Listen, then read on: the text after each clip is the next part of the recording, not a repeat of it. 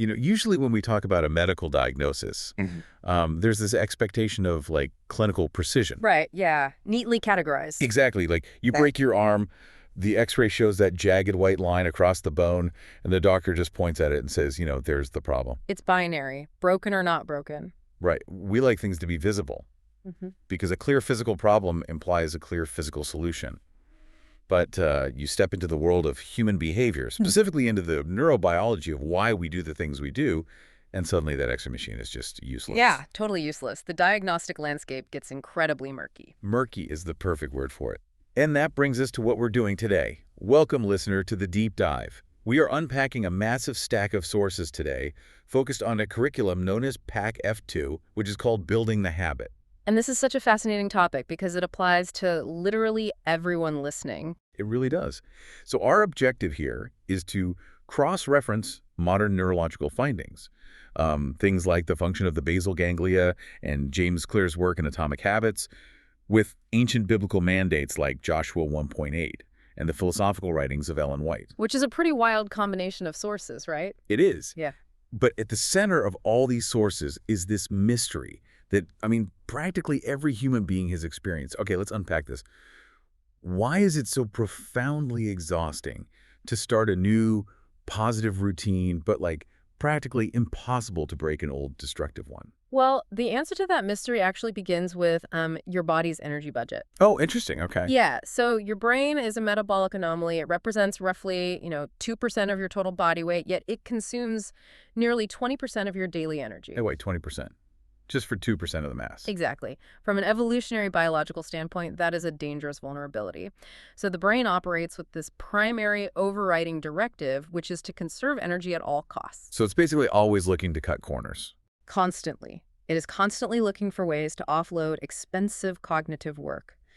And the most expensive work your brain does happens right behind your forehead in the prefrontal cortex. Okay, right. The prefrontal cortex, that's the area handling our working memory, impulse control, deliberate planning, that sort of thing. Right. So when you decide to learn something completely novel, like, say, driving a manual transmission car or trying to memorize a complex passage of text, your prefrontal cortex is fully engaged. You're just burning through glucose. Massive amounts of it, just to maintain focus. And it's an unsustainable state. We can actually track this in a laboratory setting. Really? Like on a brain scan? Yes. When a behavior is entirely new, metabolic activity is concentrated in that prefrontal cortex and a specific temporary workspace called the dorsomedial striatum. Okay, dorsomedial striatum. Got it. Right. And this area is dedicated to goal-directed, highly conscious behavior. Every single movement requires a decision. But as you repeat the action, the brain recognizes an opportunity to save energy. So it shifts gears. Literally shifts physical locations in the brain. The control of that behavior migrates away from the prefrontal cortex and moves into a deeper, older cluster of structures called the basal ganglia. Ah, there it is, the basal ganglia. Specifically landing in the dorsolateral striatum, which is the brain's hub for automated habit. I always picture the prefrontal cortex like a hyper-involved CEO of a startup. Oh, I like that analogy. Yeah, so when the company launches a brand new product line, the CEO is micromanaging every single detail. They are in the design meetings, checking the supply chain, staying late. It's incredibly taxing. Right, the CEO is burning out. Exactly. But the CEO can't run the company that way forever. So once the manufacturing process is, figured out, the CEO hands the entire operation over to the automated factory floor. The basal ganglia. Right. The machines take over the repetitive work, and the CEO goes back up to the boardroom to focus on novel, high-level problems. That's a perfect way to visualize it. That automated factory floor is your basal ganglia. Once a sequence of actions arrives there, it just runs on its own. It's faster, it requires almost zero conscious attention, and the prefrontal cortex is practically dormant regarding that specific task. Wow, so that's the biological mechanism behind that weird phenomenon where you, drive home from work, pull into your driveway, and suddenly realize you have no active memory of navigating the last 4 intersections. Exactly. Your prefrontal cortex was up in the boardroom thinking about what to make for dinner, while the basal ganglia was independently operating the steering wheel and the brakes. So the factory floor was literally driving the car. It was driving the car. And the instruction manual for that factory floor is what researchers like Charles Duhigg and James Clear call the habit loop. Right. The sources break this down into 4 distinct phases, don't they? They do. It's the cue, the craving, the response, and the reward. Okay, so the cue is the environmental trigger. It could be a specific time of day, a location, or even a spike in a certain emotion, like stress. Correct. And then the craving is the motivational force. It's the anticipation that something is about to change your state. Then the response is the behavior itself, and the reward is the outcome that, satisfies the craving. But, and this is where it gets crazy, the sources highlight a piece of research here regarding the reward that completely upends how we usually think about motivation. Yeah, this is mind-blowing. We have to look at the work of Wolfram Schultz. He's a neuroscientist at Cambridge who fundamentally changed our understanding of dopamine. Because the popular conception of dopamine is just that it's the pleasure chemical, right? Exactly. People think you eat a slice of chocolate cake, your brain releases dopamine, and you feel good. But Schultz ran a series of highly sophisticated experiments with monkeys, monitoring their dopamine neurons while they learned to associate a loud beep, which is the cue with receiving a squirt of apple juice, the reward. Okay, beep, then juice. Right. And at first, the dopamine spiked exactly when the monkey received the juice. It was a reaction to the pleasure of the reward. That makes sense. But as the monkeys learned the pattern, the timing of that chemical release actually changed. Changed how? Drastically. Once the habit loop was firmly established, the dopamine stopped spiking when the juice was delivered. Instead, it spiked the moment the monkey heard the beep. Wait, really? The chemical release shifted from the reward to the cue. Yes. This is known in neuroscience as the reward prediction error. Dopamine is not fundamentally about experiencing pleasure. It is a learning and motivation chemical.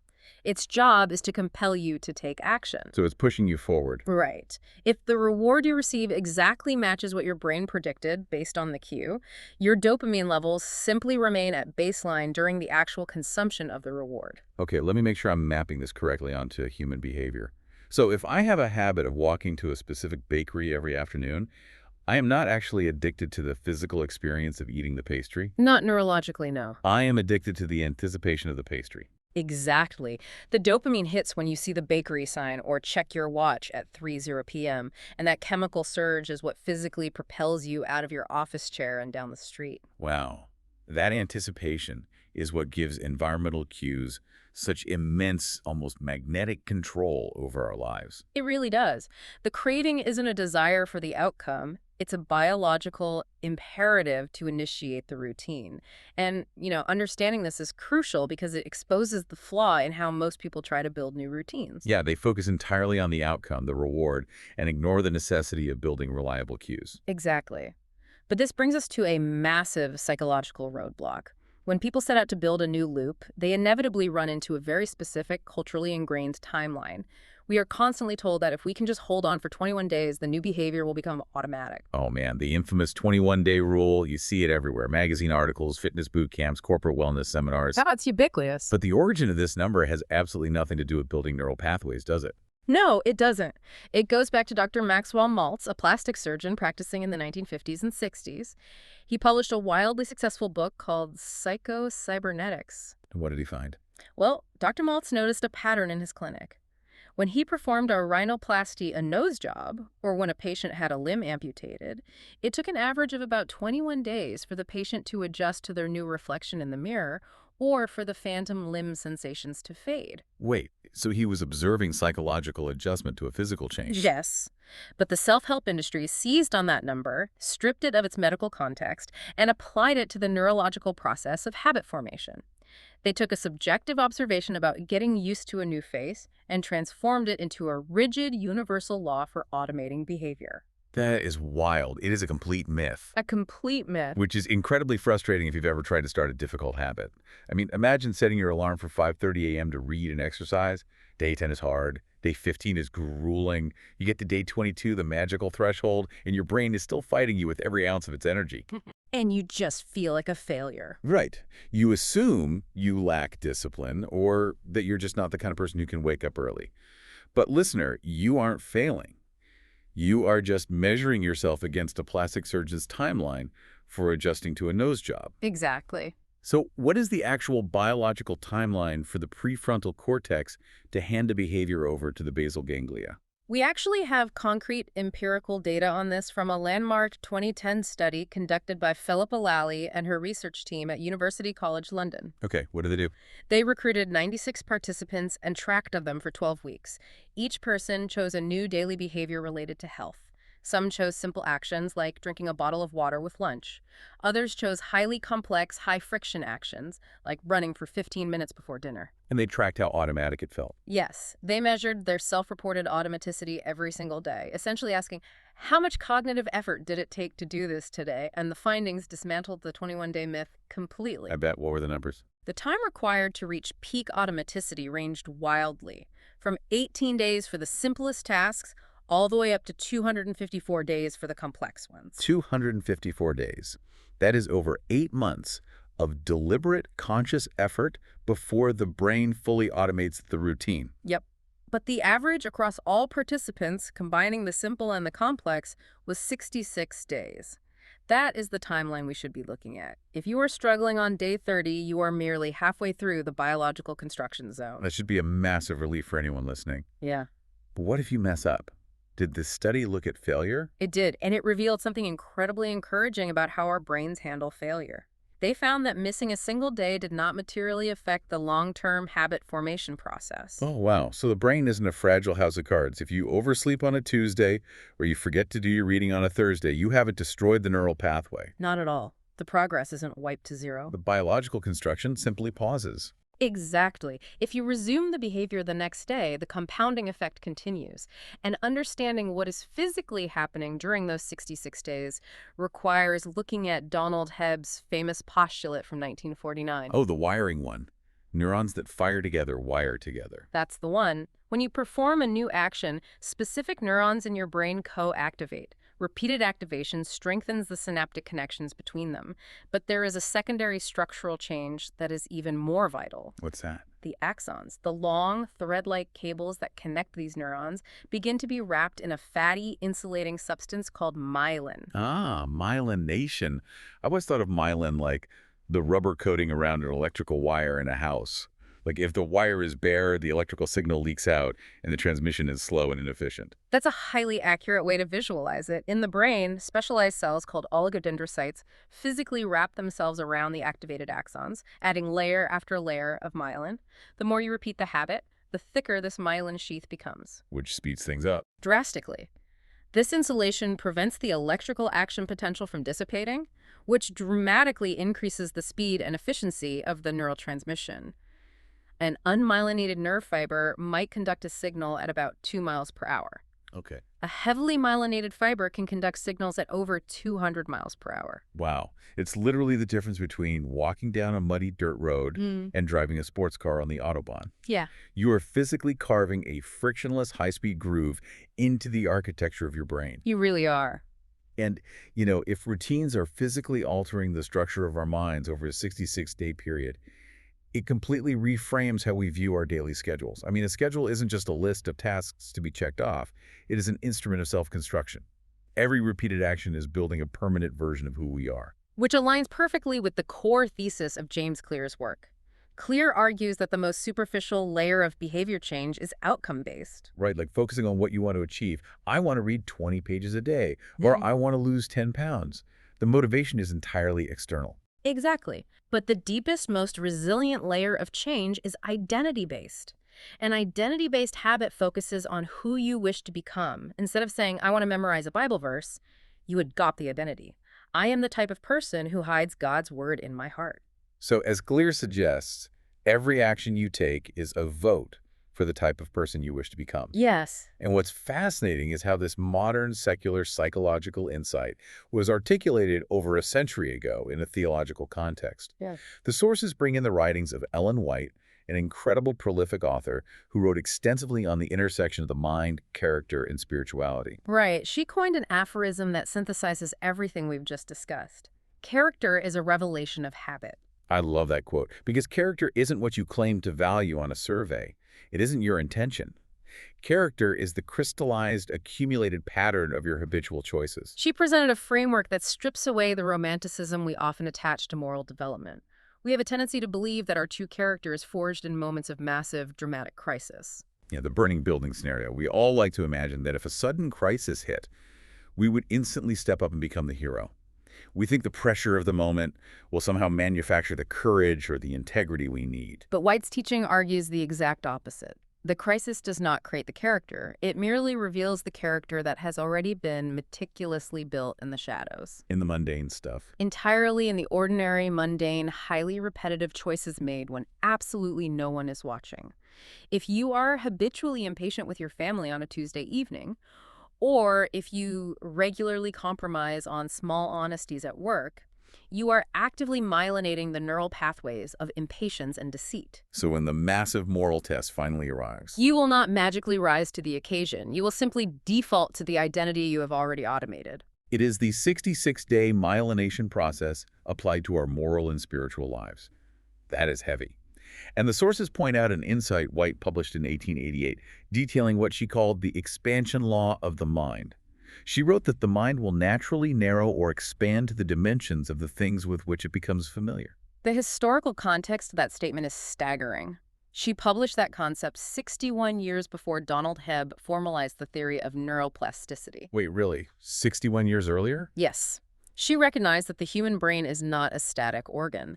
If you consistently feed your mind trivialities, sensationalized entertainment, and fragmented digital distractions, the mind physically contracts. It loses its capacity for deep, sustained, complex thought. It shrinks to the level of the input. Exactly.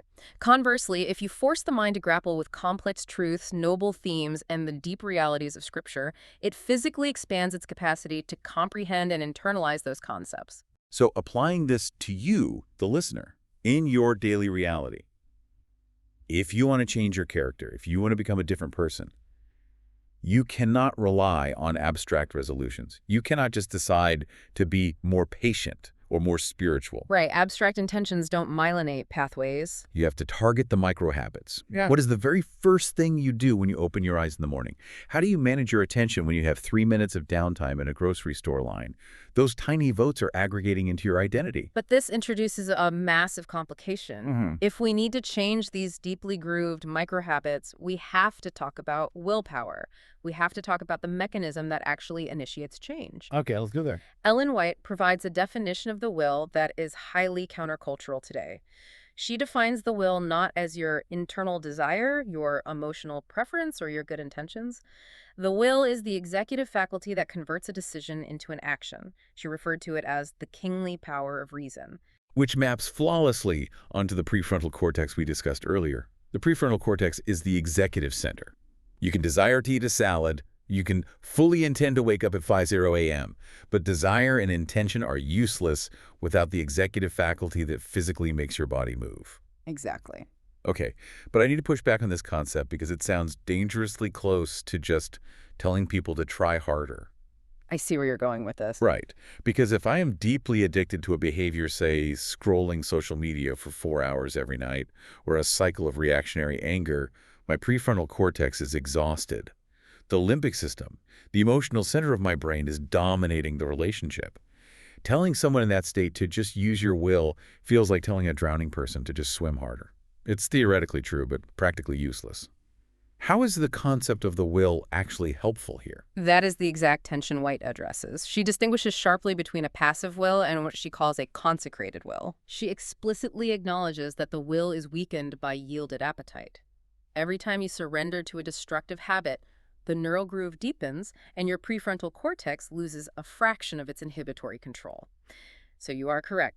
Pure, unassisted human willpower is not enough to break a deeply entrenched addiction. You cannot just grit your teeth indefinitely against a heavily myelinated limbic response. So if sheer force of will fails, what is the alternative? Because the modern psychological trend often swings to the opposite extreme, suggesting we are just victims of our brain chemistry and trauma and therefore not responsible at all. The alternative is a cooperative partnership. The solution isn't passivity. You don't just sit back and wait for divine intervention to surgically remove the bad habit while you do nothing. Right, you can't just be passive. The consecrated will means using your remaining executive capacity to choose to surrender the struggle to God. Divine power then works through that active, ongoing choice. The will is the vital hinge. God does not override human agency, but he empowers the will that is actively yielded to him. This introduces a massive paradigm shift regarding our emotions.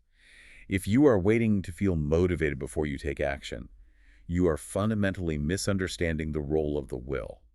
The will must act before the feelings align. Precisely. The emotional circuits in the limbic system are deeply tied to your old habits. They will always lag behind your conscious decisions.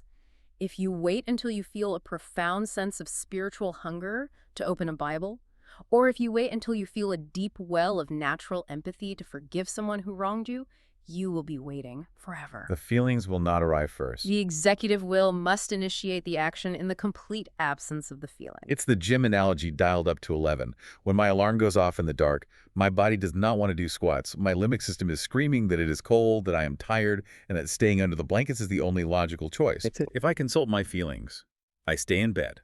I have to use my prefrontal cortex, my executive will, to throw the blankets off, put my feet on the cold floor, and walk out the door while every emotional circuit I have is protesting. The feeling of satisfaction, the endorphin rush, the clarity that only arrives after the workout is finished. The feeling follows the action. Yes. And taking that concept of acting against your feelings to rewire your brain brings us to an ancient, highly specific protocol designed to do exactly that. Long before we had functional MRI machines to image the basal ganglia, the ancient Hebrews were practicing a technique that perfectly exploited the brain's neuroplasticity. We find this blueprint in the biblical book of Joshua, chapter 1, verse 8. And just to set the context for the listener, Moses has just died. Joshua is suddenly in command of the entire nation of Israel. They are standing on the edge of the Jordan River, looking into Canaan, a land filled with fortified cities and formidable armies. High-stress situation. It's extremely high stress. Joshua is facing impossible military odds, and God speaks to him and gives him a strategy that, from a tactical perspective, sounds absurd. He says, "This book of the law shall not depart from your mouth, but you shall meditate on it day and night." Right, and the key to understanding that command is the original Hebrew word translated as meditate. The word is hega. And it is vital to understand that hega bears almost no resemblance to what modern Westerners picture when they hear the word meditation. Right. If I hear meditation, I picture someone sitting cross-legged on a yoga mat, eyes closed, trying to clear their mind, focusing entirely on their breath to escape the stress of the day. Yeah, that form of Eastern mindfulness or secular meditation is fundamentally about emptying the mind and detaching from active thought. Neurologically, practices that focus on mind emptying often engage the brain's default mode network. The default mode network. Yes, which is a network associated with internal reflection, mind wandering, and passive states. But Hega operates on an entirely different neural mechanism. The literal translation of Hega is to murmur, to mutter, or to growl. To growl. Yeah. In other parts of the Old Testament, the exact same word is used to describe the sound a lion makes when it is growling over its prey. A lion growling over a kill. That is an incredibly aggressive, visceral image. The lion isn't passively observing the prey from a distance. It is physically and entirely occupied by it. Exactly. Hega is an active, vocal, highly focused practice. It is not about emptying the mind. It is about aggressively filling the mind with specific, objective truth. It involves muttering the text aloud to yourself, chewing on the words, turning them over and over on your lips and in your thoughts as you go about your day. So it's very engaged. Highly engaged. It engages the task-positive network in the brain, requiring intense focus and active processing. And when you look at what Hega actually demands of the human body, it maps perfectly onto the absolute optimal conditions for building myelin. What's fascinating here is that we know from modern learning science that the fastest way to carve a new neural pathway isn't just reading a book silently. Silent reading is entirely visual. But Hega is multimodal. Oh, because of the speaking. Right. You are seeing the text with your eyes, you are vocalizing the text with your mouth and throat muscles, and your auditory cortex is hearing your own voice speak the words. You are firing multiple regions of the brain simultaneously around a single concept. It utilizes active recall and spaced retrieval, which are, the gold standards for memory retention. And the timeline attached to the mandate in Joshua 1.8 is critical. Day and night. Yes, the cycle. Because in Hebrew idiom, day and night doesn't mean doing something once in the morning and once before bed. It represents a continuous, unending cycle. You weave the murmuring of the text into the mundane transitions of your entire day. And the night portion of that cycle taps into the profound neuroscience of sleep. We so often treat sleep like an annoying biological pause button, but it's actually the most active period of neural construction. Right, what's happening in the brain while we sleep. During your waking hours, the information you interact with is held temporarily in the hippocampus. But the hippocampus has limited storage capacity. When you engage in deep, slow-wave sleep, your brain performs a process called sleep consolidation. Consolidation, so it's saving the data. Essentially, yes. The hippocampus replays the day's experiences, and the information that was deemed important, because you actively murmured it and recalled it multiple times, is transferred to the neocortex, where it becomes a permanent structural change. By practicing Hega specifically as you fall asleep, you are literally providing the schematic for your brain to physically wire itself to the text while you are unconscious. Which perfectly explains the conditional promise attached to the end of Joshua 1.8. God tells Joshua, "For then you will make your way prosperous, and then you will have good success." It's not magic. No, this isn't a transactional magic trick. It's not a vending machine where you put in a certain amount of Bible reading and a bag of money drops out. The prosperity and success are the biological and spiritual outcomes of a renewed mind. As the Apostle Paul talks about in Romans 12, when you physically renew the structures of your mind with divine truth, you naturally produce a character capable of sustained diligence, emotional regulation, and deep wisdom. That character naturally navigates life more successfully. It is the literal mechanism of transformation. However, if the brain is capable of building these incredible life-giving pathways, we also have to acknowledge the shadow side of this neuroplasticity. Right. The exact same biological mechanisms that automate a reading habit will ruthlessly automate our most destructive behaviors. What happens when the factory floor goes rogue? What do you do when you have a deeply myelinated habit loop that is actively destroying your life? The biblical terminology for this is a stronghold. Yes, a stronghold. If I'm listening to this and I realize I have a stronghold, Mm-hmm. maybe it's a crippling addiction to pornography, a habit of drinking too much every weekend, or a deeply ingrained pattern of reacting to my spouse with bitter sarcasm, knowing about the factory floor is terrifying because it means the behavior is running on autopilot. How do we actually dismantle a stronghold? Well, the first step in dismantling a stronghold is respecting its anatomy. You have to understand what you are up against. A stronghold is a high-speed neural pathway that has learned to entirely bypass the prefrontal cortex. It just skips the manager completely. Completely. It operates primarily in the limbic system, which controls our survival instincts, emotions, and immediate reward processing. And the defining characteristic of the limbic system is its raw speed. How fast are we talking? When a cue triggers the limbic system, it reacts in milliseconds. The prefrontal cortex, the rational CEO of the brain, is fundamentally slower. It takes seconds, sometimes minutes, to fully evaluate a situation, consider long-term consequences, and formulate a rational response. So in a moment of temptation, it's not a fair fight at all. The bad habit loop fires, the craving hits, and the behavior initiates before the rational brain even realizes there is a threat. You've already yelled at your kids, or you've already typed the URL into the browser before the CEO has even received a memo that a crisis is occurring on the factory floor. Exactly. The stronghold always has the home field advantage of speed. And this neurological reality explains why the most common strategy for breaking bad habits, sheer suppression, fails almost 100% of the time. Suppression is when you just grit your teeth and tell yourself, I am not going to do this. I'm going to stop thinking about it. Right, and it leads to the famous white bear effect, established by psychologist Daniel Wegner. If I tell you, with absolute authority, whatever you do for the next 10 seconds, do not think about a white bear, what instantly pops into your head? A white bear. Immediately. Because the brain has to constantly monitor its own thoughts to ensure it isn't thinking about the prohibited subject, which inherently keeps the neural pathway of the prohibited subject highly active. Suppression actually reinforces the pathway. That is so counterintuitive, but it makes perfect sense. So what do we do? Modern cognitive behavioral therapy, which mirrors these ancient principles, insists that you cannot simply erase a habit loop. You must use behavior substitution. You acknowledge the cue, you accept that the craving will happen, but you completely hijack the response. You swap out the routine. Let's break down how to actually do that using James Clear's framework. Because to build a good habit, Clear says you use 4 laws. Make the cue obvious, make the craving attractive, make the response easy, and make the reward satisfying. Right. To break a stronghold, you invert the entire system. First, you make the cue invisible. If your cue for drinking is seeing wine glasses on the counter, put them in a box in the garage.